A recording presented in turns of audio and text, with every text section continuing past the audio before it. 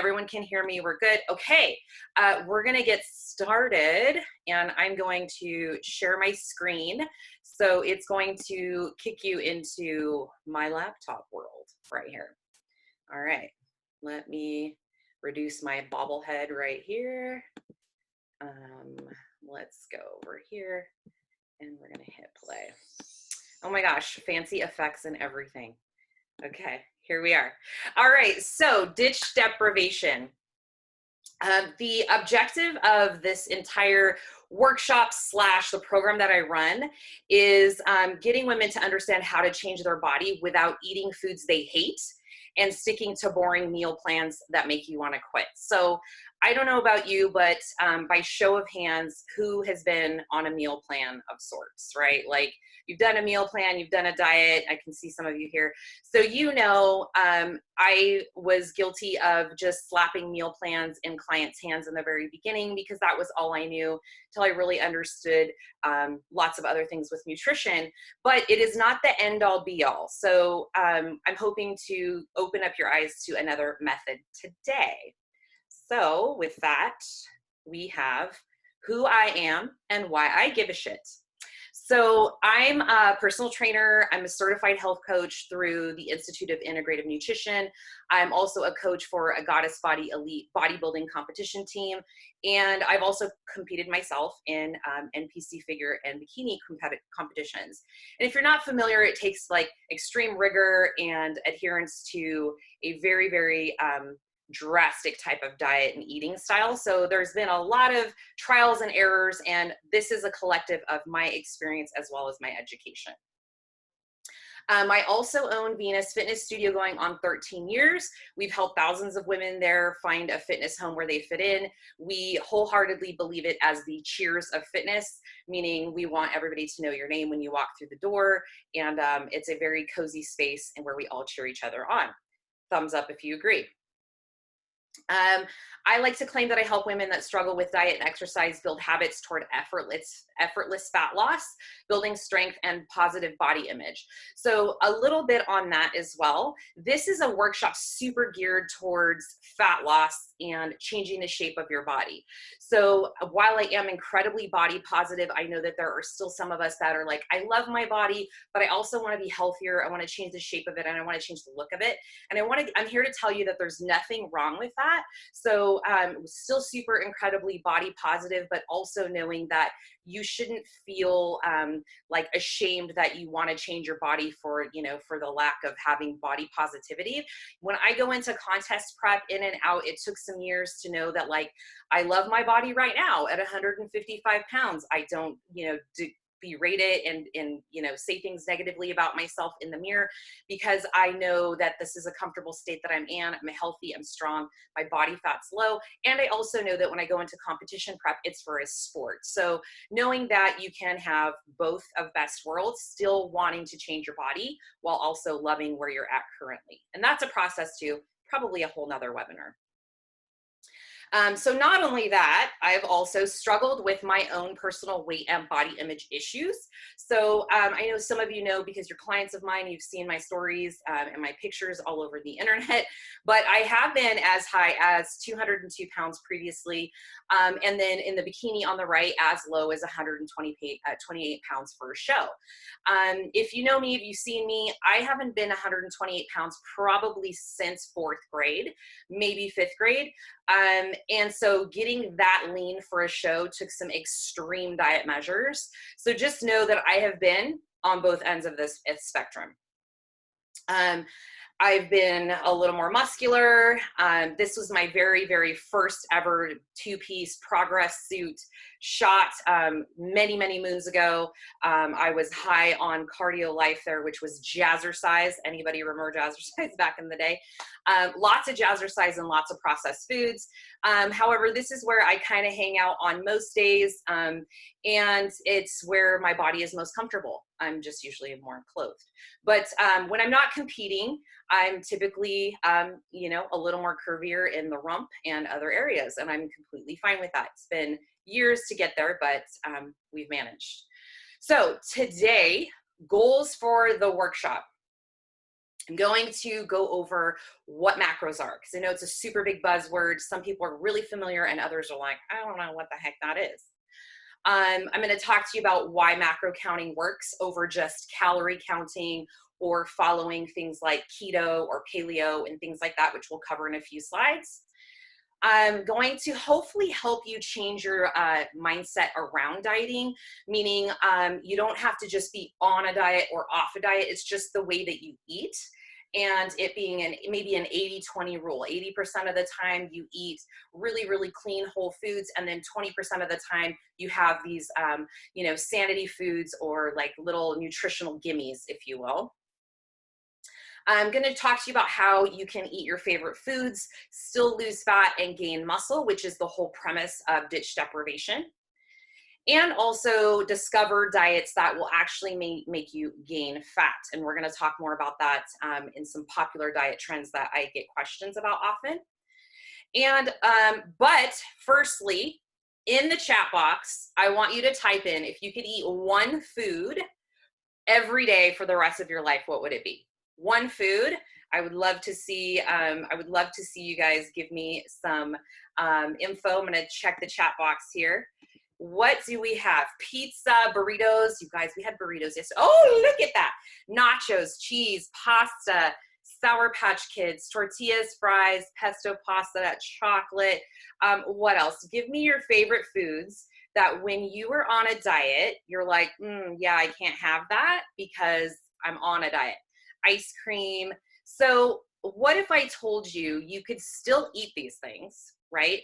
But there is a but, because, nothing is for free, is that you'd have to factor it in mindfully. So just keep that in mind. So when you're thinking about your homework at the end of the workshop, I want you to think about how you could fit this in to your lifestyle on, maybe if you're not eating it every day, maybe you're eating it every few days.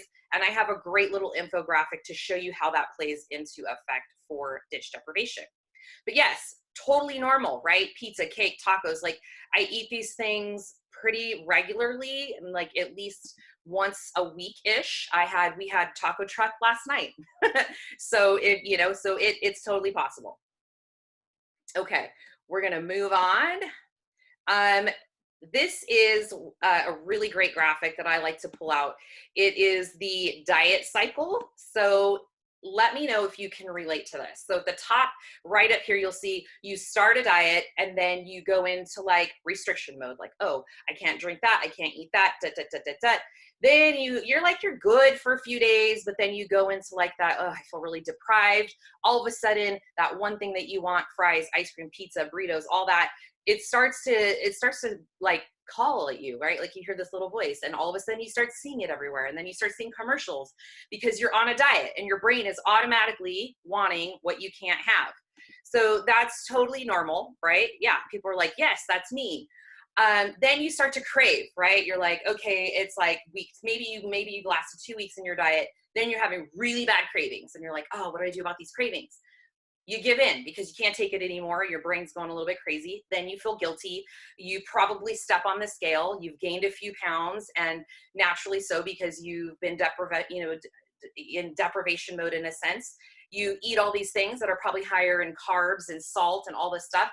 You gain a bunch of water weight, and then you get on the scale. You feel guilty. You beat yourself up, and then you're like, I got it. I'm going to fix it. I'm going to start the diet again on Monday. Right? So it usually goes in this nice little unfortunate perpetual cycle. I've been there. I've done that many, many years, on and off and on and off and on and off. So this is why I firmly believe that in order for you to lose fat for the long haul, working with macros provides a higher rate of success. And I've seen this with my clients, with myself personally, anecdotally. Being able to work with macros will help you avoid this constant trap. And it's not to say that you aren't going to have days and moments when you're macro counting, because I know I have a lot of my clients on here that I work with, and they can attest to that, right? Like some days you're like, I ain't count shit. Like, it's Mother's Day, it's my birthday, it's whatever day, and you just like clock out and it's fine, and you just move on. All right, so next, what the heck is a macro? Is anybody want to raise their hand if they also are like, I'm really not too sure what that is? Raise your hand. There are a few of you. Yeah. Okay. A macro is it is what your calories are made of, and it tells you, I don't want to say like macros tell you, but it tells you what to eat when you have macro numbers. All right, so we're going to dive more into that. Protein, macros are made up of 3 things, but technically 4 things. Protein, carbs, fat, and alcohol.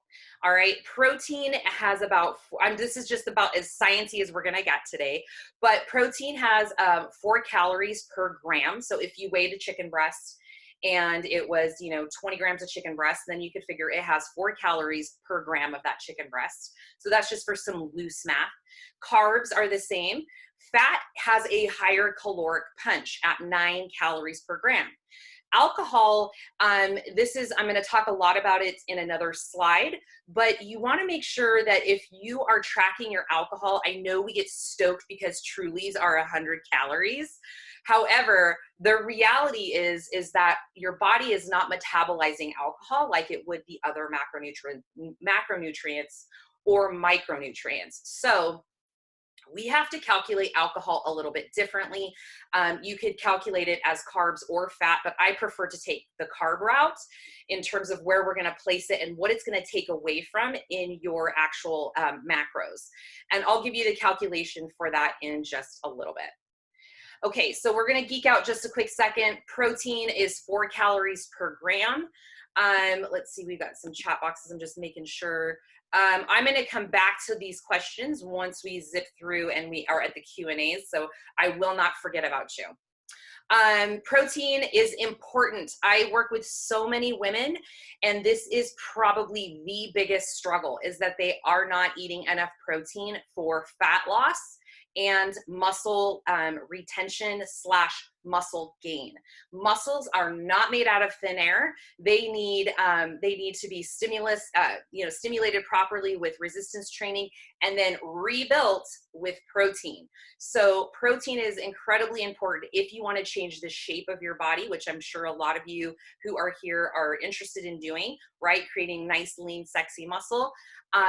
It's also very important to keep you satiated. It keeps you feeling fuller longer. Again, most women don't eat enough to support fat loss and keep or build their lean, sexy muscle. And then I'm throwing in little sources here for people. Most common protein sources, and this is not an inclusive list. There are much more, but things like chicken, turkey, fish, beef, tofu, seitan, which is a vegan source of protein, and then things like protein powders, egg whites, bars. You get the idea. And then my little asterisks, those are like coaches, like, Salt Bay little moments. Even if you eat enough protein, you cannot change the shape of your body / muscles without proper and adequate resistance training / exercise. So don't think that you're going to get like ripped and jacked and you're going to walk out looking like Arnold because you're pounding back protein shakes and sitting on the couch, because it just doesn't happen. Okay, next up we have the most tasty macro is carbohydrates. And again, 4 calories per gram. Carbs are what we need to provide us with energy, right? Fat also does it as well, but carbs are what they're most notably for, is providing energy. Carbohydrates, a lot of people don't know this, they work synergistically with protein to build muscle. So carbs act as like a broom to like sweep the protein into the muscles. So those two in tandem are what give us our sexy muscle. Carbs are not the devil. I think I spend a majority of my time when I'm talking with clients interested in nutrition coaching, trying to reverse their mindset about the fact that carbs are not the devil. It's what types of carbs you're eating, how much, how evenly distributed they are throughout your meals, and then just making sure that you're not overdoing it or underdoing it, because there is such a thing. And they are often the most overeaten macros. So when we are, a lot of times I work with clients that are like, oh, I don't eat very much. I only eat once a day. However, they're grazing a lot throughout the day on like their little ones goldfish crackers, or, they stuck their hand in like the bag of Doritos or whatever. And it's just like little snacks throughout the day typically most of the time it's from carbohydrates. And then my little 2 cents is a lot of times women freak out about increasing their carbs, specifically when I work with them and I'm like, all right, I'm going to start you at, you know, this amount of carbs. And like, they freak out. They eat and then they're like, no, I didn't listen to you because I got on the scale and I gained 3 pounds. And just a little of note, carbs hold water. And that is why a lot of times if you have a day where you're eating a lot of carbs, or maybe you have like a little bingey moment, or like you overeat or you over snack on carbs, and the next day you get on a scale and you freak out and you beat yourself up, it's because carbs hold water. So you're going to naturally be a little more bloaty. You're going to hold water and the scale is going to reflect that. So that is why low carb diets got so big and popular, is because women were seeing that instant gratification, right? Like who did a low carb diet? Who did Atkins? Even keto, right? Is like you're cutting all the carbs out, you step on the scale and you think you've magically lost a lot of weight. And it's because you cut out so many carbs. As soon as you add those carbs back in, you're going to start to hold water. So there is a perfect harmony of like protein to carb to fat ratio. And it takes some time to get there. And sometimes I tell my clients, like, the scale is going to be wonky for a couple weeks. You just have to take it with a grain of salt, take it just as data, and don't let it mess with your head as much as hard as that is to do, because I totally know. Just be patient with the process. Okay, great sources that are low in calories for carbohydrates are potatoes, rice cakes, corn tortillas, sprouted grain breads, rice-based cereal, etc. So we were actually having this conversation earlier today in the kitchen at my house about how hard it is to eat a lot of clean food. So we'll talk about that a little bit with like the macros and, you know, the balance of like having whole foods versus like, you know, some treat foods or whatever. It's really hard to overeat like broccoli, right? Or a ton of like sweet potatoes. It's entirely possible, but if you put like a plate of like sweet potatoes on a plate of Doritos, it's going to be a much harder to overeat the sweet potatoes than it is the tasty, salty, crunchy, ooh, I kind of want some Doritos now, Doritos, right? So just keep that in mind when you're thinking about macros and trying to eat a more cleaner lifestyle, eat cleaner, is that cleaner foods are typically lower in calories and they are harder to overeat. So a lot of times when you're making the adjustment, you're going to feel full. Like you're going to think I'm crazy when I hand you macros and it's like 15 or 1600 calories and, you know, 80% of that is clean food. It's really, really hard. Not as hard when you're eating Doritos or like you go and get like a number 3 supersized at McDonald's. Like that's super easy to eat those and then it goes through you and then you still have the rest of the day to be concerned with what you're going to eat. So that's just like a little side rant. Okay, fats, 9 calories per gram. Fats are super, super important. I know there was like a craze back in the day, like low fat. Does anybody remember Snackwells? I don't know if anybody remembers that, but like having Snackwells, that was another one that was like super low in fat. Like fat's been taken out of a lot of like treat foods and things like that because they want you to think it's healthy. Fat is very important. It's just the type of fat that you need to be eating. It's very crucial for hormonal balance. I will never dip my clients below 40 grams of fat ever. Even when I'm in contest prep and I'm trying to get like to subpar levels of conditioning, my fats will never drop below 40. It's for hormonal balance. It's for mental clarity. And your brain needs fat to stay, you know, sharp. And also, you know, hormones are like a whole nother webinar that I could geek out on, but you definitely, for females, for sure, don't want to dip below 40 grams of fat. It's going to keep you feeling fuller longer, right? Like, think about eating like a whole avocado. People are like, oh, it's healthy. It's an avocado. Lots of calories, but it's definitely very satiating. So a little goes a long way. And that's why when I work with clients, I really try to give them as much tips as I can so that they're successful. So really cutting back cooking with oils, adding, you know, lots of oils to foods or sauces that have oils and things and high in fat, and cutting those back, because it does add up super, super fast and will kick you out of your calorie range very, very quickly. Fats are also super important for heart health, you know, when you're eating the proper types. And I will have my opinions about keto in another slide, because I know I'm sure I'll get some questions on that. But again, whole food examples: avocados, nuts, seeds, butters, olive oils, fatty fish. Fatty fish is also going to contain protein as well, so you'll be able to hit both of those macros pretty well with fatty fish. A pro tip that I have for those of you that already are counting macros or are going to take me up on the homework that I have at the end: I typically do not add any fats to my meals besides occasional nut butters. And nut butters being like peanut butter or almond butter, I'll usually have once a day or every other day, because I could get stuck in a jar of peanut butter knuckle deep, because I love me some peanut butter. And I don't like to have portion control with peanut butter. So, you know, just being real.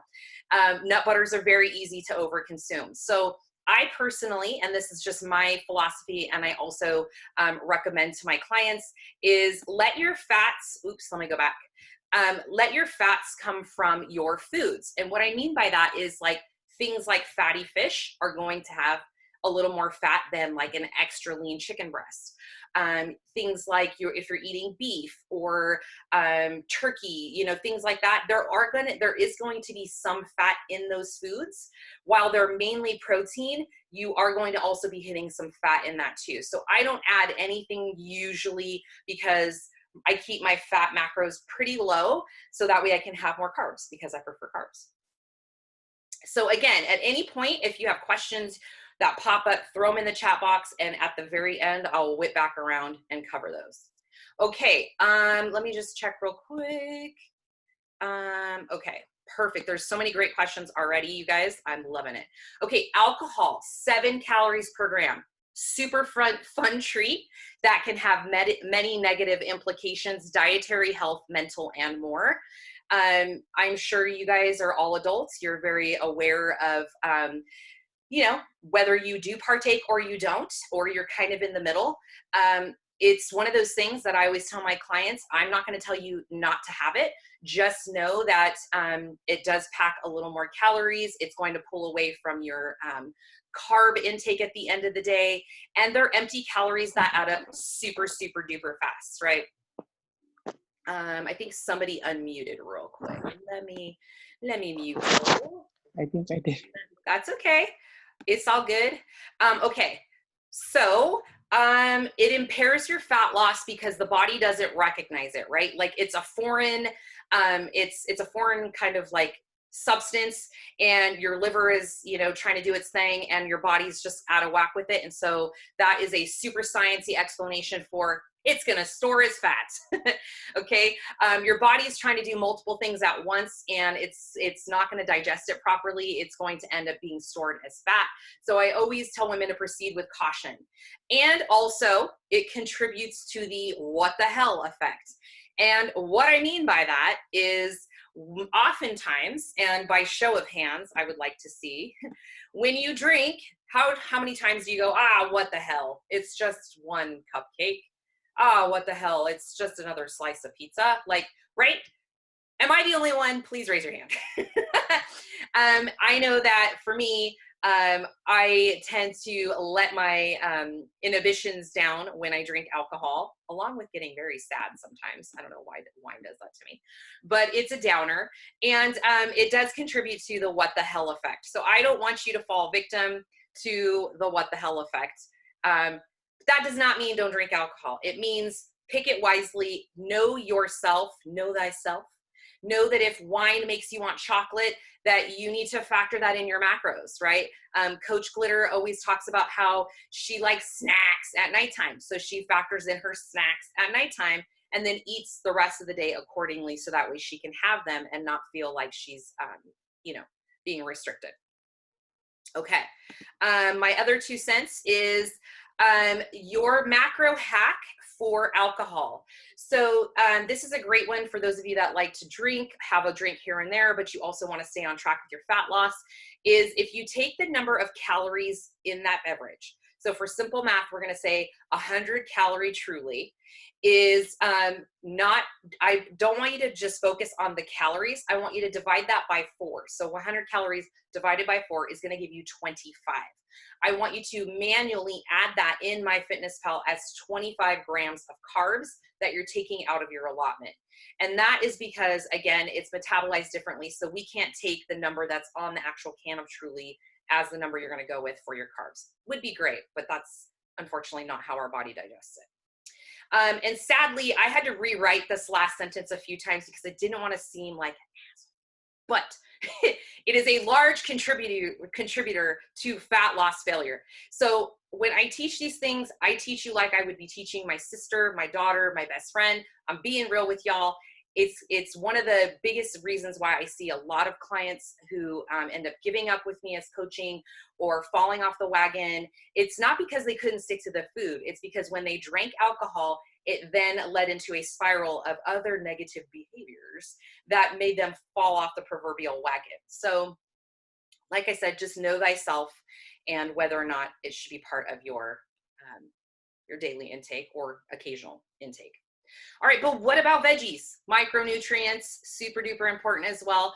I want to just really simply state that if it fits your macros or macro counting, I don't know if any of you have heard of if it fits your macros, just by show of hand, IIFYM, kind of along the same similar concept, is not just like a free all to just eat whatever you want. I still want my clients eating a good portion of healthy, clean foods, including micronutrients, which are vegetables. I think we have got away from how important nutrients are to help you with a lot of things, including curbing cravings, recovery and repair from your workouts. Things like micronutrients with veggies and fruits are going to help with that. They also provide you volume to keep you feeling fuller. So a side note on that is when you go into fat loss mode, a lot of times you're eating less than you typically are, right? Because you've been maybe overeating or you've been kind of wavering back and forth. And so now you're on a path. You have a set of numbers to follow. And sometimes you may experience hunger or you're like, ooh, I'm a little bit hungry. And that's okay. It's just your body's natural reaction to kind of going through the motions, being mindful and aware of what you're eating and understanding that you are going to have some times where you're a little bit hungry. I think as we have evolved, that we've thought we can't ever be hungry. Like, oh my gosh, I can't be hungry. Like what's going to happen if I'm a little bit hungry? And I think that when I started contest dieting, obviously that's the extreme end of the spectrum. I realized that it's okay to be hungry a little bit. Like, it's not the end of the world. It's just don't get ravenous to where that you're going to be like a bull in a china shop when it's time to eat. And then you're just like eating the whole pantry. Okay. So there is finding that perfect spot.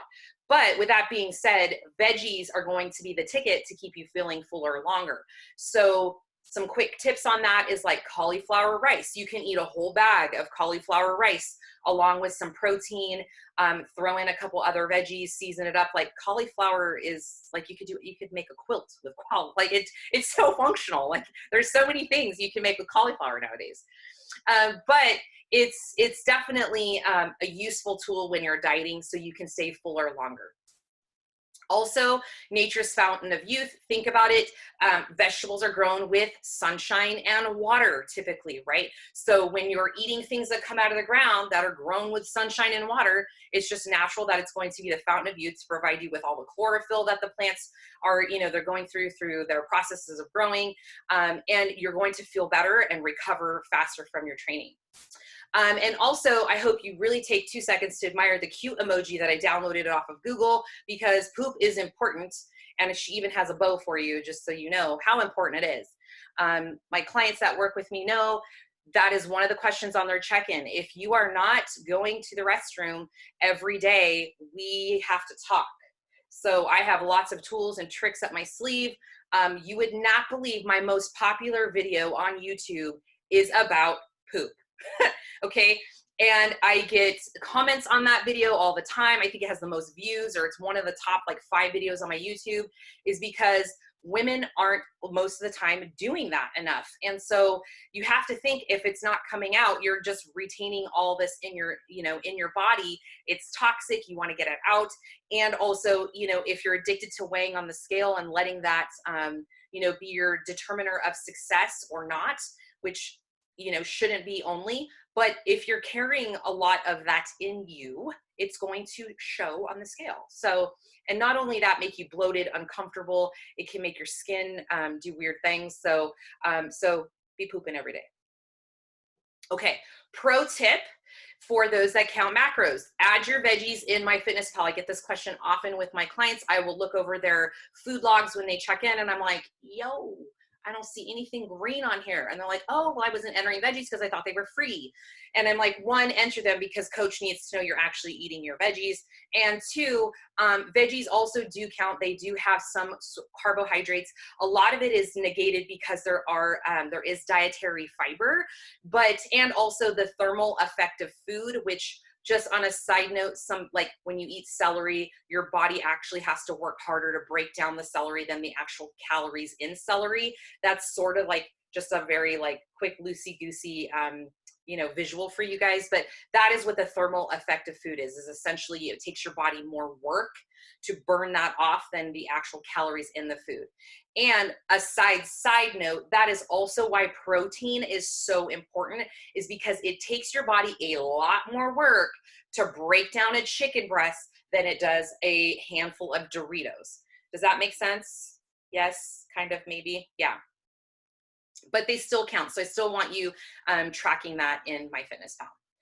Okay, fruits, also micronutrients, delicious, nature's candy. If you're craving sweets, I know it's not a chocolate bar or a candy bar, but it is going to give you that same sort of like palate flavor taste, is a little bit something sweet. So having frozen fruits on hand is always fun, to just pop in some frozen blueberries if you're needing something.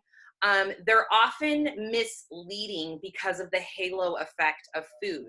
Now, the halo effect of food is, I want you to just imagine this beautiful little mango with a little halo over the top, like a little angel, right? And same thing with like avocado and things. It's like people over time have been conditioned to think that because it's healthy, you can eat tons of it. I see this with like trail mix and nuts, peanut butter. Oh, it's healthy. My parents are always like, oh yeah, eat more of that, it's healthy. I'm like, no, it still counts. So fruit often gets categorized like, oh, I can eat tons of fruit because it's like you can't get fat eating fruit, which cracks me up because you can get fat eating fruit. So just know that. It's great for antioxidants, curbing sweet tooths, lots of vitamins and minerals, but also you definitely want to make sure that you're logging that, and it is not free. Best options when you are trying to lose body fat are things like berries, watermelons, and apples. Bananas are a little bit higher in the carb content. They're more starchy fruit, so they are going to be more of a calorie punch, but I love me some bananas. Just make sure you're adding that in. Bananas are not off limits. I also like to mention fruit juice is a calorie trap. So if you are pounding fruit juice into your smoothies, you're drinking orange juice at Sunday brunch all the time, maybe with a little bit of champagne, it's okay. But, you know, if it's just like fruit juice because, oh, I need to get some juice in, or cranberry juice or whatever, you are drinking so many mindless, wasted calories. Now, if you love you some juice and that is like your sanity food, girl, drink your juice. Just make sure you're measuring it and you're putting it in MyFitnessPal. But I don't know about you, I like to chew my food instead of just like drinking juices and liquid calories all day that kind of like don't count for anything fun. All right, pro tip, just because something is healthy for you does not mean that it won't cause you to gain fat. So while fruit does not contain fat, most of them do not contain fat, anything eaten in excess will cause you to store body fat because your insulin is spiking and your body's going, oh, let's store that fat right around our midsection. All right, you guys ready for me to step up on that soapbox real quick? This is not related to macros, but I want to talk to you a minute about dairy and how it's very scary. I even found this cute little mama and baby cow over here for y'all right there. That was me pulling up some fun stuff on Google. All right, I'm gonna go on just a little quick tangent. If this changes anybody's mind by any stretch of the imagination, my job here is done, people. All right, cow's milk is made for a baby calf, just like you see on the screen, to grow into a big heifer. So what makes us think that eating lots of dairy and drinking milk and eating cheese and all this stuff with dairy in it isn't going to cause us to affect our hormones? And I'm going to go through a long list, and also put on body fat. All right. Dairy is very, very scary, and also known to cause lots and lots of inflammation in your body, in your joints, and internally as well, in your internal organs. Most humans cannot digest it properly, and it causes lots of digestive issues. I hear that very often: constipation, diarrhea, lots of skin disruptions. It exacerbates upper respiratory conditions. I know we're all on like high alert with COVID, and that's an upper respiratory thing as well. And, avoiding dairy even more so now is going to work in your favor for these things. Asthma, bronchitis, allergies can greatly reduce the kind of issues that you experience with those things. Again, often the culprit for many skin conditions. If you guys have trained with my daughter grew up in her teens with severe sebaceous acne. I'm trying to encourage her to share her story because it was absolutely terrible for this poor young child. When I make the initiative to take my entire family off of dairy in about 2014, it was like a night and day difference. So she was doing lots of products and taking, lots of antibiotics and doing all these things for her skin, and they were never really working. And as soon as we pulled dairy out, her skin cleared up. And she knows when she has cheese or ice cream and things like that, she usually will break out in a few little pustules on her face. Dairy is not necessary for calcium, and I have a whole nother slide on that. It is also not necessary for you to get your protein in, as it's mainly fat. And if it is low fat, then it's mainly carbohydrates. I got fancy with all my stuff here. Can you guys tell? But it's delicious. And this isn't a dictatorship. So if you like your dairy, proceed with caution. I like me some dairy. I love ice cream. And I love cheese. I'm Portuguese. Are you kidding me? My dad was a dairy. He was a milked cows for like the better half of my life on a dairy, and brought home like full fat milk. So trust me, I wasn't raised that way, but I feel much better now that I took it out. All right, other ways to get your calcium in besides dairy. Bet you didn't know. You might learn something if you look at this and see something you did not know was calcium rich. So if you're concerned with getting in calcium for bone density and strength, this is a great little infographic. If you have your phone, you want to take a picture. If you're concerned with dairy, by all means, go for it. Screenshot any of these slides at any point, which I will have one at the end that I do want you to screenshot for sure. But if you're eating a diet robust in leafy greens, you're good on calcium. All right, now to the fun stuff. Why should you just count macros instead of just calories? Okay. Macros are going to determine your body composition. So how much protein you eat, how much carbs you eat, and how much fat you eat is going to determine what your body is comprised of should you apply the appropriate resistance training or cardio or whatever it is that you do for exercise. And even if you don't do any exercise, it's going to change the way that your body looks. The other thing I like to talk about when it comes to macros is that all diets that restrict calories will work. So it just all comes down to what can you adhere to. So if you were to do 1,600, let's just go real low. Let's say you were going to do 1,200 calories of French fries. And you're like, you know what? Dr. Oz says the French fry diet is where it's at.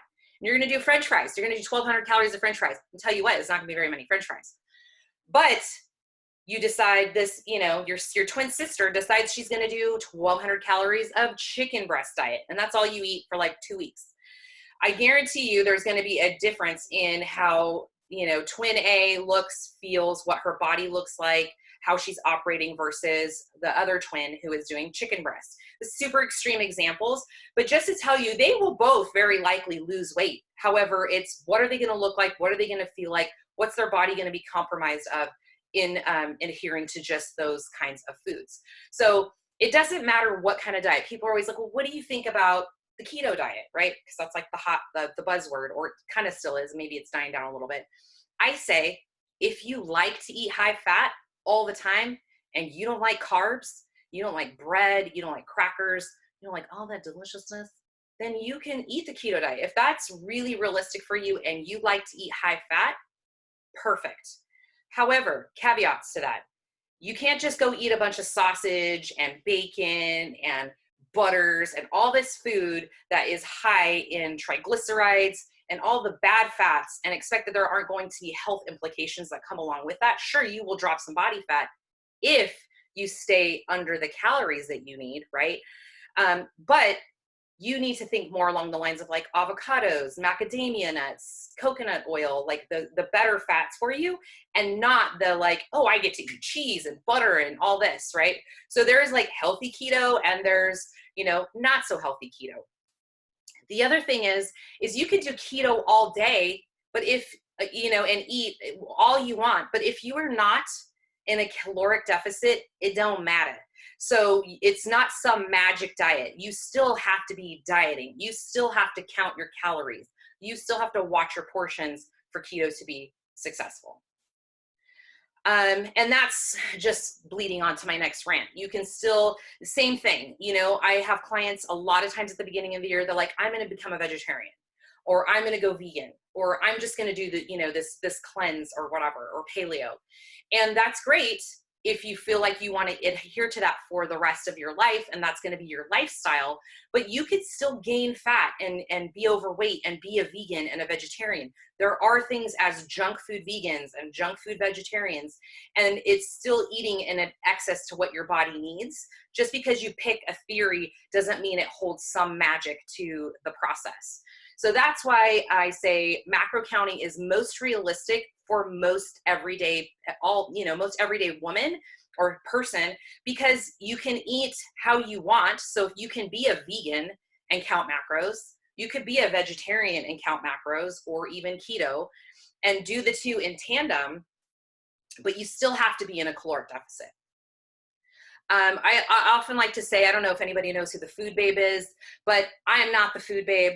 I'm not going to sit here and tell you, I will preach about dairy just because I have my feelings about dairy, but I like marshmallows, and they're like not probably the best thing for you, but I have them almost every night, and there's lots of sugars and processed things and chemicals and words I can't describe, but also knowing that like 90% of my diet is whole clean foods and things like that. So it's all about balance, right? It's all about balance. I like wine, chocolate, packaged things. It's not the end of the world in terms of realistically living. And again, just continuing on that bullet a few above, there's no magic diets. It's really what can you stick to long term. So if you, like I said, going back to the keto example, I get that question a lot, well, that really worked for my sister. She lost 15 pounds. And I said, okay, well, as soon as your sister stops keto, it's more than likely she's going to put on weight. Just natural. She's going to start eating carbs. Carbs hold water. It's science. That's just, that's the repercussions that you get from swinging really far one direction on keto to then like not. And then also thinking like, I just need it for a kickstart. Well, it's going to give you a kickstart and you may lose 5 to 10 pounds. But if you're just like clawing at your face because you want a brownie or, you want a piece of bread, you're not going to be able to do that for the long haul and feel successful or be successful. I always like to say, well, not always, but most recently so, is that meal plans and strict diets are so 2019 because you can't be expected to adhere to a meal plan. So when, at the end of this, there's an option for clients if you're interested in working with me, but if you want me to hand you a meal plan, probably not going to do it, because most of the time we like to have different foods, or maybe you don't want to eat chicken breast for 6 days out of the week. Maybe you want turkey, or maybe you want, you know, a pork chop or whatever. And that is the beauty of having macro numbers to follow, because you can do that. You can have a pork chop, you can have a burger, you can have this, you can have that. And you don't have to go like, sorry friends, I can't go with you to like a restaurant, like if we can eat at restaurants right now, but I can't go with you because it's not on my meal plan. No, it's great. Go to the restaurant, figure out what you can eat off the menu that's going to fit your macros, and not feel like you have to be pigeonholed into a meal plan. And then just repeating, you know, deprivation causes desire. And then one thing that I like to talk about often too is using sanity foods, AKA meal finishers, to keep you on track. So for me personally, I'm fine with eating, you know, my same, kind of like pretty much my same meals. If I have a sweet tooth, I have some sanity foods in play in my pantry that I know fit my macros. They're macro friendly. Sometimes it's things like protein bars, a rice cake with peanut butter, Ghirardelli chocolate squares. Right now I'm on this kick with like making rice cakes into like little cookies with like a little bit of peanut butter and like melt some marshmallows on top. So for some of you, a sanity food may mean like a few nights a week you have a glass of wine because you don't feel deprived, but you know that it's just all you need. It's like a hand to mouth thing to like unwind and relax, but it's all about being super mindful about it and making sure that it fits your macros. Okay, so this is how you can eat some of your favorite foods while still changing your body and not completely restricted. So this is a great little infographic from Zach at the Flexible Dieting Lifestyle. So on the left, you'll see the little check marks. Like, this is how you do flexible dieting, AKA ditch deprivation, which would be my version of it, the right way, which is macronutrient whole foods are a good base of your diet. You have the 80-20 rule, right? 80% of your food is clean, whole, good foods. That 20% is like your things with like, maybe you ran through McDonald's with the kids and you got yourself an ice cream sundae or your glass of wine or whatever your sanity foods are. That's where we're at with it. Moderation and control. When I work with clients, I want to make sure that they have a clear understanding that this is not a free pass for you to eat trash all day long and try to get away with it, because that is going to add up super fast. Because we know that like the stuff that tastes really, really good and that's not the best for us is usually very high in calories. And you're going to rack that up really, really fast and be left with really nothing left at the end of the day. Meaning you could probably have maybe 1 or 2 meals and it's going to be completely off balance and you're going to feel probably like trash. Okay, and so this is another little infographic. Not really an infographic, it's a picture of me, but just in different periods of my life, yet weighing around the same thing. I know that as women, we still anchor to the scale a lot and, you know, let it bog us down. And this is just to give you an idea of me weighing essentially the same in almost all 3 of these photos within a few pounds and looking tremendously different, right? 2002, I was doing loads of jazzercise with my stepmom at that time. I was not giving any craps about my diet. I lived on lots of cow's milk, lots of processed foods and packaged. I did not know what the hell to do with vegetables. I did not eat vegetables. My parents, you know, we ate corn and that was like, woohoo, we're eating like a veggie. And that was about the gist of it. We never saw bag salads or anything really green in my house. 2011, that's probably my 3rd bodybuilding competition way back when. Not, you know, not too far off from what I weighed in the first photo, but again, switching my diet around drastically, lots of protein, low fat, moderate carbs. And then this was just a couple years ago in January, weighing about the same, not doing super strict carbs like, or low carbs like I would be kind of in the middle for bodybuilding, but just to give you an idea that for this next bullet point, here we go, wait for it. I want you to just really take home today that you need to stop trying to weigh what you did in high school, on your wedding day, before you had your first baby, etc. Like, you were not that person then you are who you are now, and let's just focus on now and not be attached to trying to weigh a certain amount, and be focused on how you can change the shape of your body with proper nutrition. And you know, I'm a huge advocate of weight training. And I liked it so much that I had it twice on there. All right, case study. One of my clients, Lorena, just bringing this to you guys to share with you. She was very gracious in letting me share this. Lorena Daniel, she is actually on my Goddess Body competition team. She's a 37-year-old mom. She's got a little one. I think her baby's like 2, maybe barely. She started with me in January, and the pictures on the left right here, that was her starting photo in January of this year. She's lost about 15 pounds to date right now. We're targeting a show towards the end of this year, providing the world should come off of pause.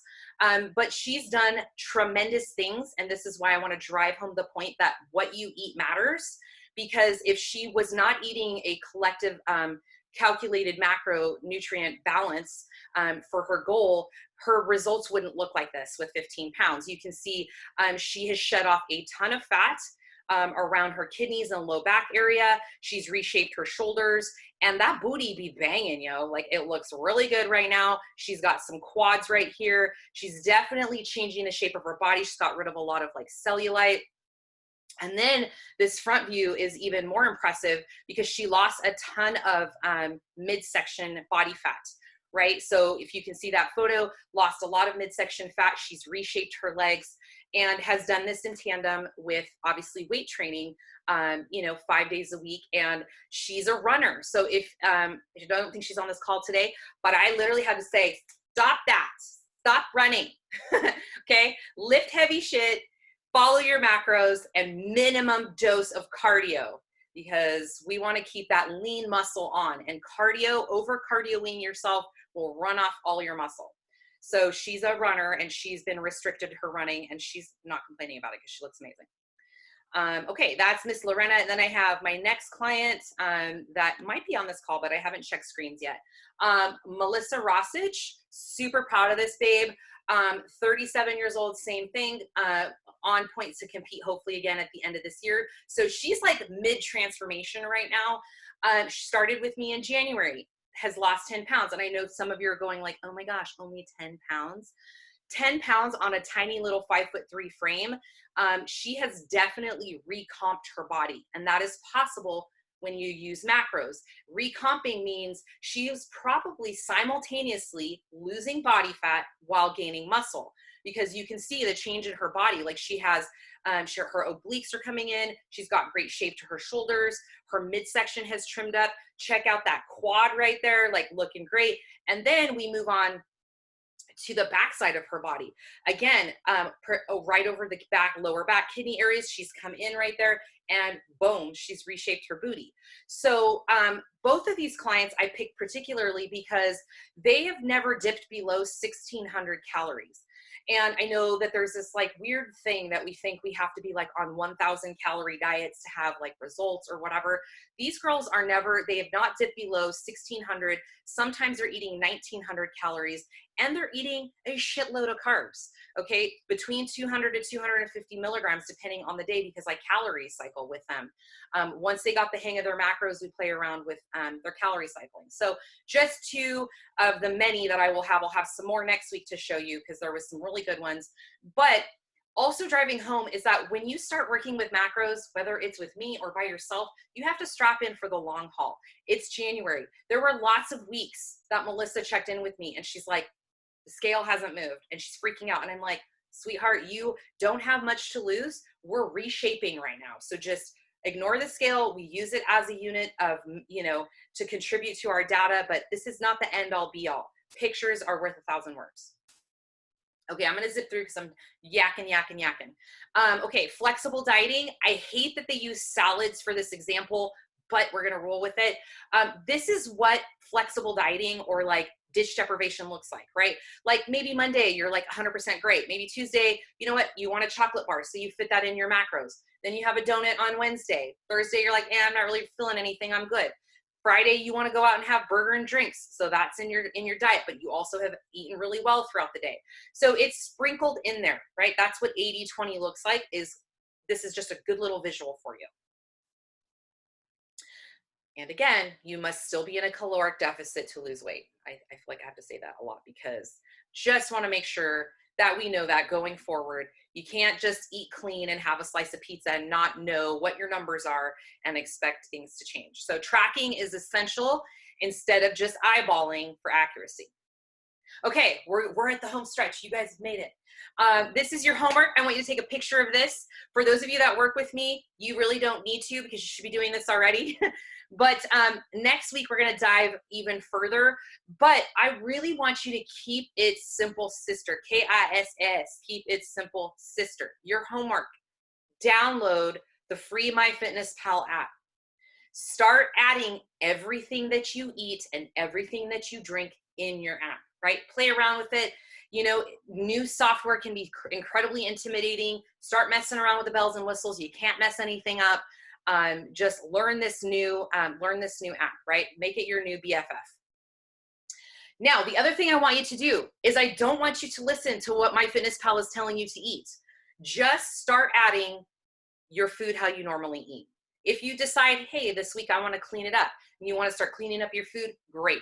But I want you to eat how you normally eat. If you eat McDonald's 3 times a day, add that shit in there because it's going to give you a clear depiction of how much you're truly eating. Because I think sometimes we think, oh, I didn't eat very much today because I only had like the enchiladas, beans, and rice, a whole basket of chips, and 2 margaritas at lunch. I only ate once. You ate your whole day's worth of calories probably in that meal. I've done it. Hello. I used to love going to Acapulco. Does anybody remember that restaurant in Modesto? Every day for lunch. Like that's what I ate. Seriously. We went back to work after we had margaritas, but don't tell anybody. But yes, so we typically overeat and we don't realize it. So I want you to get real with yourself because you need to know how much you're eating because that is what's maintaining your current body weight, right? So get a good week of just, I'm eating how I normally eat. I'm not going to try to do keto or whatever. I'm not going to try to get on some crazy diet. This is just how I eat. All right. I also want you to start playing around with measuring your food. It's going to seem crazy and weird and neurotic and like, oh yeah, that looks about right. Don't get a scale right now because you don't know if you're going to be committed to this at this very single moment. You need to really get your wheels on with it and see if this is something that you want to do. And play around. I'm sure we all have measuring cups and spoons and start measuring out what does a half a cup of rice look like? What does a tablespoon of peanut butter, level, not heaping, level tablespoon of peanut butter look like, right? Play around with those things. Don't forget your BLTs, bites, licks, tastes, samples, okay? Those all count. The bite of your husband's burger, the lick of your daughter's ice cream cone, the taste of your friend's sandwich, the sampling at Costco, which they're probably not doing right now, but like all those things, they all count. They will add up over time. Track on the weekends. I see a lot of people goof up and it's the what the hell effect because of the weekend. It's retraining your mind to think like, oh, it's the weekend. I'm still going to enter my food. I'm going to eat well 80% of the time this weekend. I'm going out to dinner with mom and dad. I'm going to have this burger, whatever. Put it in. All right. So this is just so you can see how much you're eating daily and become very, very aware. Okay. So next week, I'm going to have that link up. I didn't have it. I don't have it here, but I will be sending out another email to my full list again. So that way you guys can register, click the link, and then you guys can join me next Sunday, the 24th. I know that it's, is it Memorial Day weekend? I don't know. It's some holiday, but like, it's all weird because we're in this weird altered universe right now. But we are going to do it next Sunday at 11. And I'm going to go into a deeper dive into macros, not doing anything specifically one-on-one, just an overview, generalized pro tips, pros, cons, and things like that. So that way we can all feel super successful with like just the basics of counting. I will tell you what some good trackers are to figure out your macros, but I don't even want you worrying about that. Don't even like freak out about like, well, what should my macros be and what should my calories be? Just track your food the way you eat right now. All right. And then, just shameless plug. If you want to work with me through this process, this is obviously what I do. When I'm not at the studio, this is what I do behind the laptop with my clients, not just for competitors, for women across the board. I have a 12-week ditch deprivation coaching program, and this is where I work with you one-on-one. I figure out your macros. You check in with me after the first week so I can look at your foods. We communicate very closely on, any snags or anything that you need. I give you lots of resources and tools, recipes. I give you like a sample template as far as a meal plan goes. It's not a hard and fast one, but just to give you an idea of like what clean eating looks like. And it's not a good fit for everybody. And that's why I'm saying, like, really kind of see if this is what you want to do before you decide to invest in anything, because I'm super committed to my clients. I want you to get results because then I can brag about you, right? And then you can brag about yourself and like you can get these great results. But if it's not a good fit for you, if you like to jump in and out of different plans and you are going to get frustrated after a week if you don't lose 10 pounds, like this, you saw some of these girls, like this is January to now, and it's been a process, but they're going to likely keep it off because they've established a great baseline. They've groomed their metabolism to be able to handle more food. And that's all things that I've been working with them on. So enough about that. Okay. Open Q&A. I know I have definitely taken up an hour of your time. So for those of you that have to peace out, I totally understand. I'll hang out for another, 20, 30 minutes, answer some questions. Feel free to pop them in the chat box. And I will start with what is in there. So feel free to drop them in there. I'm going to scroll up and see where we're at with that. Okay, I'm going to start with, what about Tito's and LaCroix? I don't know what Tito's is. Is that alcohol? I think it's alcohol. Please tell me. Somebody write it in there. Vodka. It's what? It's vodka. Yeah. Okay. No calories in LaCroix. Yes, I know LaCroix. LaCroix and me, we're good. Tito's and LaCroix. So this is actually a really great question. Yes, Tito's is vodka, right? Vodka, yes. Measure, like I said, put it in your LaCroix. I think anytime that you can sub out a very sugary mix for LaCroix or carbonated waters of sorts that are calorie-free, by all means, go for it. Again, just know yourself and whether 1 leads to 2, 2 leads to 3, leads to chips and salsa and things like that, But as far as like, using that as a mix, totally go for it. Diet sodas, again, this is where I'm going to give you the little asterisk. I'm not the food babe. I love diet soda. In fact, I usually have 1 diet soda a day. Sprite, squirt, root beer, whatever. And it's typically with my dinner, but I have like my own little weird rules that I have to drink my gallon of water before I have a soda, just because diet sodas will cause you to retain water. And they do cause some gut dysbiosis and just bloating and things like that. So I don't do them all day. I do them even up into show prep. Within a few weeks out from a show, I will do diet soda just because it's nice to have a little something besides water. The slides, I will see what I could do about that if I can upload them somewhere so you guys can have them. I totally don't mind. Confused with the carbs, Melissa, if you want to like elaborate on that, please do. Instead of oils, what do you recommend cooking with? So I stopped using oils really fast in my early bodybuilding days because I saw how quickly they would add up. And, people were like, oh, it's avocado oil or it's, olive oil. It's healthy for you. Yes. But again, it's great that it's healthy for you, but I'm trying to like get to subpar body fat levels. So I need to cut out oils. So I use tons of pan spray. They have really great ones. I think it's called Chosen Foods. It's like an avocado oil spray. They're 0 calories. I spray the bottom of my pans. Anytime I'm making anything that sticks, I use a nonstick pan and pan spray. And I think I hit that one, Paula, for you. Avocado oil versus avocado spray. I use the spray always just because it's 0 calories. Real butter. Again, you can have real butter. If you're counting macros, you can have whatever the hell you want. That's the great part. It's just, my opinions on real butter. Again, it's a form of dairy, right? So I just prefer to avoid dairy at all costs. If you want real butter, just make sure you measure that shit, put it in your macros, have your real butter. If that's your sanity food, if you like some butter, have at it. It's not my thing. Yes, fun fact, the average American can and does retain 5 pounds of poop per foot of height. That's about right. I've always heard there's usually about 10 pounds hanging out in there. for people who don't go regularly. Fail is get hungry, go for the fast snacks. Yeah, so a good hack for that is if when you get hungry and you turn into a snack monster, is to have low calorie things on hand for those moments. For example, I'm the same way. Typically at night, I like to eat while I'm making dinner. I don't know, it's a weird thing. So I'll usually have sugar snap peas. Not fun, I know, but it gets me busy while I'm like making my other things, right? Or my go-to is sugar-free popsicles, because right now it's hot outside, so I'll munch on those and just kind of have those handy to keep you, distracted while you're, doing the thing. I noticed that eating more whole foods, my hair and eyelashes have grown so much. This is true. Okay, Cindy asks, do you use the basic MyFitnessPal or the premium one?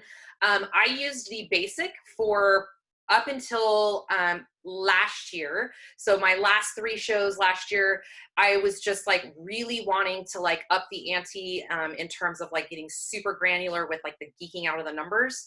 And MyFitnessPal doesn't let you do that. So the free version. So I did upgrade to the premium one just recently, but for years prior to that, I use the basic. But if you like are a numbers person and that's going to make you crazy, the free version is going to make you crazy. So it's not going to let you get exact when you start to plug in your macros. Okay, the best fiber mix to use if you struggle with going to the bathroom. I'm going to give you just a few quick hacks on that. My first one would be obviously increasing your water to 1 gallon a day. My second one would be adding a tablespoon of chia seeds to either a smoothie, after you cook your oatmeal, something like that, something that it can like absorb water.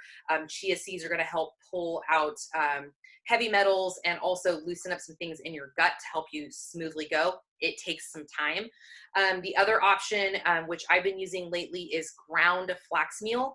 Do not just buy the seeds. Your body does not break them down. You have to either grind them yourself or buy them already ground. So a whole flaxseed meal, caution, go slow. So start with a tablespoon first a day, and then just kind of, see how you go from there. Another great hack that I use when I've tried all the stops is awful, but apple cider vinegar mixed with a little bit of water first thing in the morning, and then have a cup of coffee and you're in the bathroom. Cranberry juice for kidneys. You can definitely take a cranberry pill supplement for that. You don't need juice for that. My husband drinks so much milk, 1 gallon every 1 to 2 days. I'm so crying inside right now. It's not necessarily that men versus women is different. Honestly, it's just a matter of his intestines are maybe able to handle it, maybe not. It's not to say that milk is not going to aid in like growing muscle, because like I said earlier, like a baby calf grows into a heifer, there's obviously some validity to that in growing, right? So he's probably, unbeknownst to himself, got a great macro ratio where he's eating lots of dairy and it's working for him, and maybe his other macro ratios are just balanced enough that he's not putting on a lot of body fat. Greek yogurt isn't as terrible just because of the way that it's fermented. I want to say that might be the wrong use of terminology, but Greek yogurt isn't as bad in terms of the effects on your gut. Personally, every time I eat Greek yogurt, it just sits really heavy in my stomach. I don't care for the feeling. It just feels very gut heavy. But again, it is a great substitute if you feel like you want something creamy and you can turn it into a sweet treat. I used to do that a lot during one of my preps back in 2014, as I would turn it into kind of like a froyo with a little bit of cocoa powder, stevia, stir it up. Be careful because it like poofs everywhere, but throw it in the freezer and it's a great little froyo action. Frozen yogurt, Sandy asks, you can have frozen yogurt as long as it fits your macros. It's the great thing about macro counting. So I know like even some of my competitors, one of my competitors, the meal that I had her eat prior to getting on stage was a burger and froyo because her body responded really well to it. So I'm not opposed to frozen yogurt. Again, dairy, sugar, all the things. I'm not the food babe. So if that's your sanity treat and you want to have that, once, twice a week or whatever, and it fits your macros, by all means. What are your thoughts on intermittent fasting? That is a whole nother tutorial webinar that I can super go down a rabbit hole. I did that for probably 4 years. It has its pros and cons, but it's not a diet theory. It just tells you when to eat and when not to eat. So I did macros and IF simultaneously. I work with clients in that aspect as well. And I'm not opposed to it. So yeah. And again, I love intermittent fasting too. I get so much done intermittent fasting, but it just becomes into a couple issues that you run into is trying to cram all your food into a smaller window, leads to some gut issues and digestion problems sometimes. And then honestly, a lot of times I have clients that just aren't eating enough because they can't cram all that protein into a short window. So I play around with it. I prescribe it for some clients, and it's definitely possible using the two in tandem. The ditch deprivation program is $3.99 for 12 weeks. You work with me over the course of 12 weeks. You check in every 2 weeks with me. There is an option for split payment as well if you need it. So that is also there. A food scale is definitely something you will want to have if you want to get pretty accurate with your macros. Paula was asking if she doesn't own a scale, would she need one? Oh, I meant a scale for my butt. Oh, I think that's good too. Yeah. So I just hit two birds with one stone, and we'll go with that. So yes, you will want a food scale if you're going to count macros, because I do want my clients weighing things in grams and or ounces. And then next week we'll go down the rabbit hole as far as like the nitty gritties on because you could really do this wrong if you don't do it right, if that makes any sense. So, but yes, as far as weighing yourself, here's the thing. It's just one unit of measure. It's a really, it can really, mess with people's mindsets getting on the scale and being like, oh my gosh, it can ruin your day. I want you to flip your mindset and thinking it's just data. It's just feedback. It's just a number that's telling me what I've done over the past couple days is either yes, no, tweaking. It could be hormones. There's so many options. But when I'm working with clients, I do like, especially if you have over 20 pounds to lose, over 15, 20 pounds to lose, I do like to use that as a unit of measure along with measurements to see how we're progressing. Yes, Lorena is amazing. Melissa is amazeballs. Yes. Angie asks, what's the meaning of a caloric deficit? So meaning that you're eating, when I say you need to be eating in a caloric deficit, you need to be eating less than your body needs to drop body fat. So for example, let's say right now, I'm just gonna use myself, okay? About 153 to 155 pounds. I'm eating around 22 to 2,500 calories. If I want to go under 150-ish, whatever, I need to cut my calories. I need to be in a deficit. So I will need to be probably in the consistent 17 to 1,800 calorie range to shed about 5 pounds. So that just means you need to be in a caloric deficit. If you're in a caloric surplus, that would mean I'm constantly in a surplus over 2,600 calories. I'm probably going to gain weight.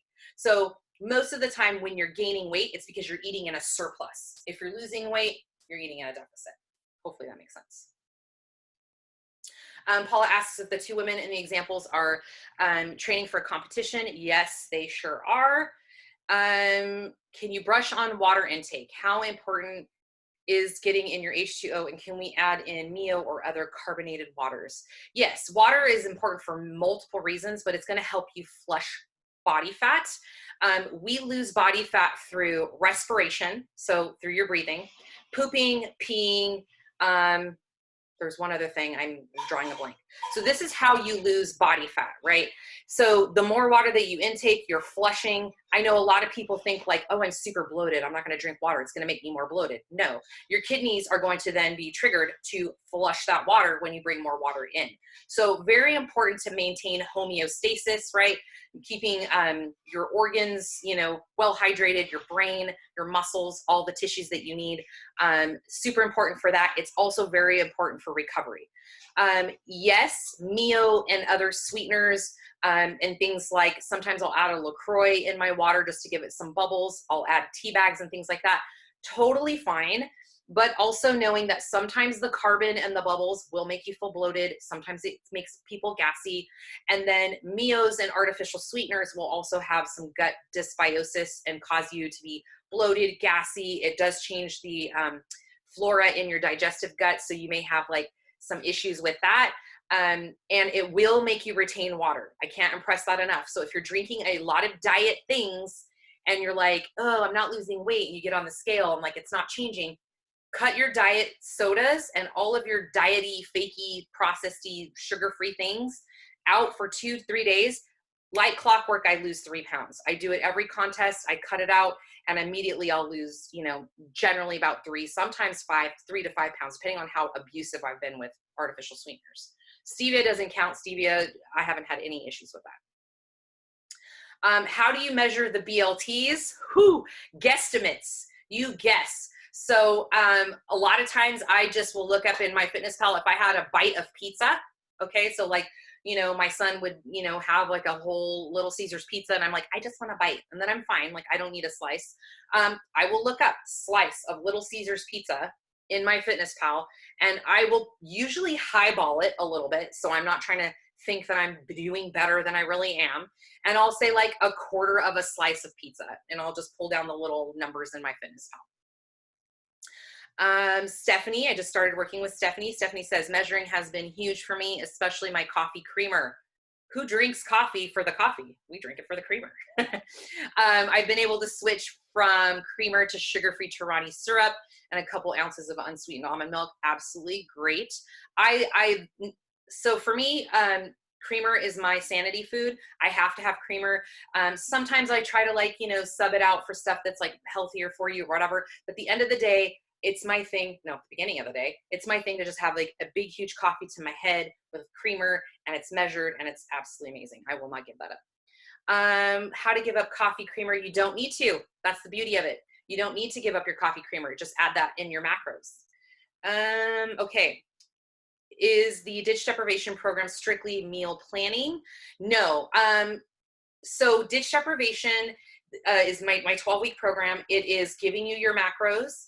And we check in every 2 weeks. The other thing I also do is you fill out a very lengthy, I know some of these girls on here have already done it, but you fill a very lengthy questionnaire in my software because I want to know everything about you, what kind of supplements and vitamins and all the things you're taking. I will also give you supplement recommendations. And I also will give you some, based on what equipment you have at home or you don't, I will give you some cardio recommendations to do to assist in this process. I also have a different program, which is more of a, will also program workouts for you as well. So if you're looking for a workout program with what you have at home, that one is $4.99. It's an extra $100, but I program you an entire workout. It's in an app called GFit, and you literally have everything that you need to do in an app, and you just go execute. It tells you how many sets, how many reps, and it's based off of what your goals are. So there is a spot when you sign up that asks what your goals are. Most women want tighter legs, a nice, juicy, high, firm ass, a snatched waist, and sculpted arms and a sculpted back. I think that's probably most women. I can't speak for all, but that's generally the consensus. And so when I program for my clients, those are the workouts that I usually, and exercises I work out for you. Okay. Let's see, what else? Yes, with a gallon of water, does it count if you add a tea packet like detox tea or even protein? Yes, so if you add a tea bag in your water, it counts towards your water for sure. I know, avocado oil is good. Sugar-free energy drinks, do I account for sugar-free energy drinks? If there's 0 calories, I won't put them in MyFitnessPal. I'm not sure, Stacy, if that's what you meant as far as adding them in for macros.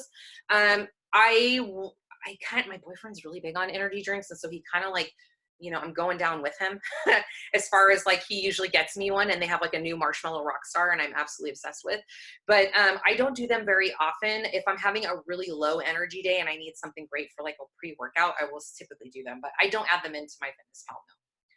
No. Okay. Will you help adjust macros based on exercise per se with this program? Yes. So that is the idea is when you fill out your intake questionnaire with me, you tell me how many days you're exercising. It's literally down to like, what's your dog's name? I mean, there is a ton of questions in there. It's very thorough. because I need to know how much you're moving to know how much to give you to eat. During the day, I crave spicy, crunchy. What's a good spicy go-to?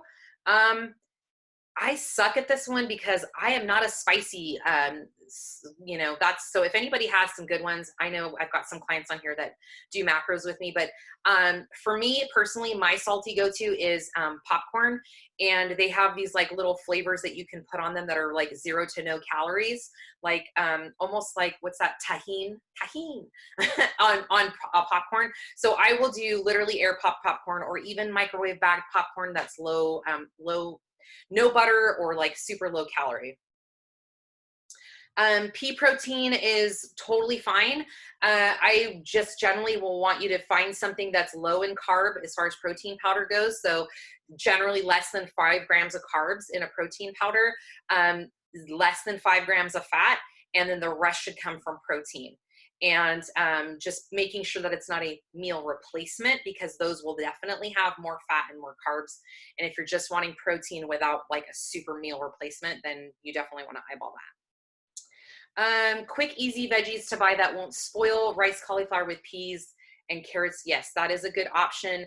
Other quick, easy veggies, I always typically have bagged frozen green beans in my freezer, frozen broccoli, just an array of frozen things, and then like literally just toss them in a pan with some hand spray, some seasonings, and like put a lid on it, and they will defrost within time, and then saute them up with like whatever your favorite protein is. Jessica, what supplements should we be taking? Every client is a little bit different. When I work with clients, it's very based on like what they're already taking and how old they are is typically my parameters. But as a baseline, everybody should be on a good multivitamin, not something that you're just grabbing off of the CVS or Walgreens shelf because it's on sale. I have, the brands that I have that are very well trusted and backed by science and not by tons of dollars in marketing that I recommend. But definitely a good multivitamin, absolutely an omega-3, and you have to have the proper dosing for that as well. And depending on if PMS, mood, hormones, I have a bunch of other supplements that I recommend. I have another question that says, could you give an example of what you eat in a day? Do you have a smoothie for breakfast? No, I usually have a smoothie post-workout. My breakfast is generally the same thing because I'm a creature of habit and I like how I feel. And it keeps me full and my energy's great and my workouts are great. So it's always egg whites, usually a cup of egg whites, a third to a half a cup of oatmeal. And then I just, depending on how fancy I want to get, sometimes I throw in sun-dried tomatoes in my omelet and jalapenos. And then my oatmeal is like today was 2 tablespoons of powdered peanut butter, a tablespoon of wheat germ, a tablespoon of flax meal, a little bit of stevia. And that was my breakfast. Usually my protein shake is a smoothie of some kind with frozen berries, almond milk, spinach, protein powder, and then just depending again what I have, I'll throw in maybe some chia seeds or some superfoods.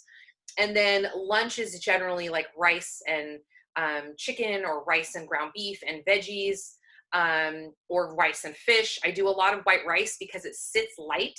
I don't feel super bogged down. It digests very well. And then generally, I usually eat about 4 meals a day right now. My 4th meal will be dinner. And it just depends on what we're having. Last night we had taco truck. I didn't want a burrito because it was very disappointing the last time we had it. So I had them get me 2 taco truck tacos. And then I made my own burrito. So I have the Olay fiber burrito tortilla shells. And then I spray a pan and I just crisp it on each side. I took the meat out of the tacos. I know this is like such a sin. And I sauteed it up because I like my carne asada like beef jerky almost. So it was really, really dry. And then I threw in some lettuce because taco truck burritos don't have lettuce, which I don't know why, but it's fine. And then some salsa, and I just like had that for dinner. And then I also had, God, what did I had? Oh, I had my little, my rice cake. I pimped my rice cake with some peanut butter, a tablespoon of chocolate chips, and 3 marshmallows, and I broiled that, and that was my dessert. So that was like yesterday. Why egg whites versus whole eggs? What do you do with the yolk? Egg whites versus whole eggs. The yolk contains fat, which is a good source of fat, but I like to eat my fat in other ways. I take in omega-3 fatty acid to supplement, so that way I'm assured that I'm getting in the fats that I need, so I don't need to eat the yolk. But if the yolk is your jam, you can have the jam, not jam, but like if it's your jam. But if you want the yolk, have the yolk. Just make sure that you add that in MyFitnessPal. You will just notice that if you use a lot of egg yolk, it's going to pull away from your fat macros really, really fast. I just prefer egg whites because they're super high in protein. I can eat a ton of them, and it's a lot of volume. It's very low calorie, egg whites are. And then as far as the yolks, I usually, whenever we do have eggs, if we run out of the cartons of egg whites, because that's what I buy, is the cartons of egg whites. If we run out of that and we have real eggs, I will feed the yolks to my dogs. It's amazing for their coats. Yes, I love that.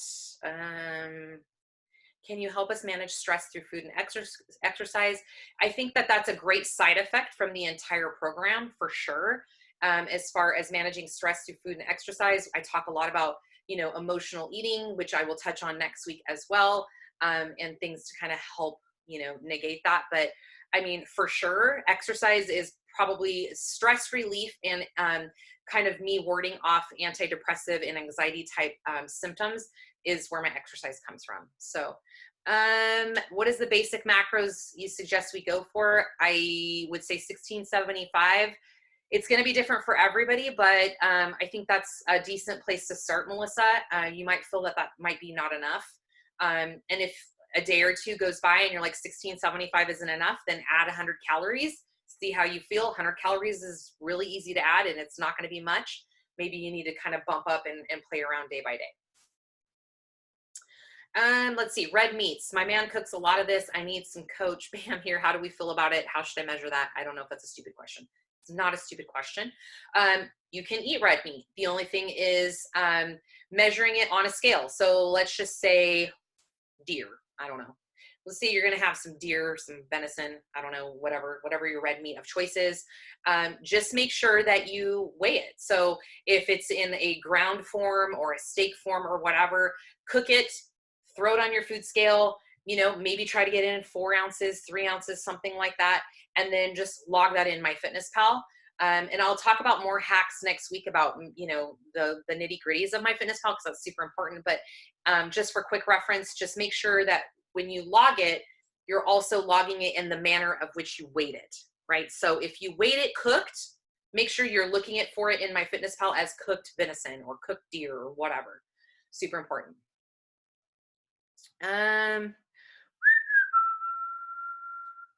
Okay, Melissa says, okay, yep. Do you recommend unsweetened coconut milk or almond? Honestly, Leah, totally up to you. I love both. In terms of being macro friendly, I always look for unsweetened almond milk or unsweetened coconut milk. And obviously, I'm sure you already know this, but coconut milk in the actual container and not in a can is what you're looking for. So, for those of you that are like, ooh, I want coconut milk in the can is like super high fat. So don't be using that for like your cereal and your cooking because you're like, it's healthy. We're talking about the unsweetened stuff. So are you doing another virtual goddess program soon? I don't know.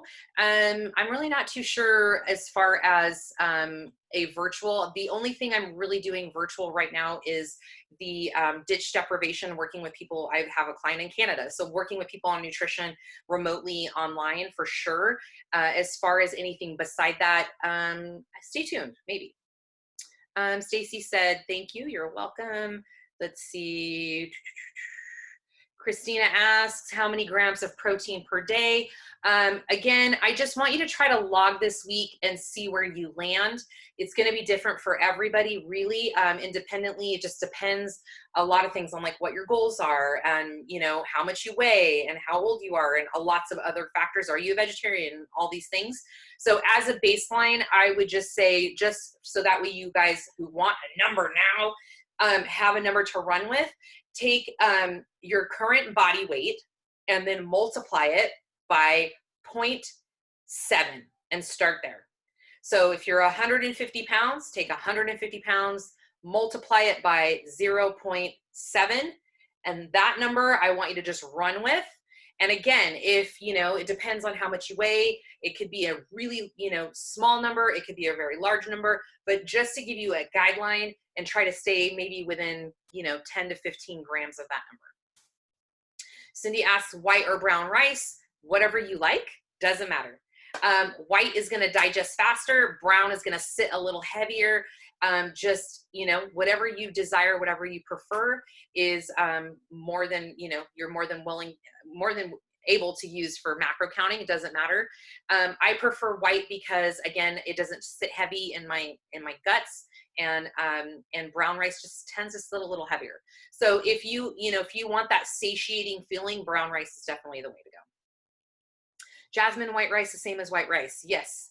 Let's see. What brand of egg whites? I will buy whatever is on sale. So typically they have, like, I think it's like Bob Evans is like a brand of egg whites. That one's usually a little more expensive. If you can go to Costco, they sell the little tiny containers. You can get that. And then you can also do just like store brand, like Sunny Select, or, you know, one of those. And then last but not least, protein is 0.7, Miss Cindy. Okay, you guys, well, I'm gonna stop my screen share here, and hopefully, let's see how many eyeballs we still have. Oh, lots of many people. That was fun. Melissa's on the beach. Oh, Melissa, did you like seeing your booty on the screen today? I did. That was cool to see side by side. Yes, I didn't even share that with you. So nice work. High five to Melissa. Good surprise. Yes, good job. All right, you guys. Well, you know, that was super duper fun. I love talking all things nutrition. Again, like, I can't impress enough upon you that if you are working out and you are not seeing results, it is definitely because of this missing link. So, you know, just be really, really aware of that. I spun my wheels for years, exercising my ass off and just being like, nothing's changing. You know, I'm still pinching this, you know, roll around my midsection and being all frustrated with things. It's because I was eating like a trash can. So, you know, you can't eat fish sticks and corn dogs and mac and cheese and wick cheese and, you know, all the things I was eating back then. I was, you know, doing my best raising little kids and eating like garbage. But, you know, I was working at the gym and seeing all these really fit, wonderful competitors at Gold's Gym in Modesto back in the day and being like, what are they doing? Like, I'm doing the same exercises. I'm working out. I was lifting weights and like nothing was changing. And it was because I was not getting my eating on track. So yes. All right. So, do your homework. Let's meet again next week. And, I would love to see what you discovered. We'll have a little opportunity for you to just like plug in your questions or like what you found, and really do the due diligence with tracking your macros. Y'all know where to find me if you have questions about, you know, you want to really get on board with taking care of your nutrition. This is not a hard sell for that, because I really truly want to work with clients who are really truly wanting to take charge and do the damn thing. So so if that sounds like you, you know where to find me. Okay, bye. Hope you liked all my cheesy slides. I'll have more for you next week, probably with more poop emojis, but cuter. All right, you guys, I'll talk to you later. Thank you for hanging in, and I'll see you next week.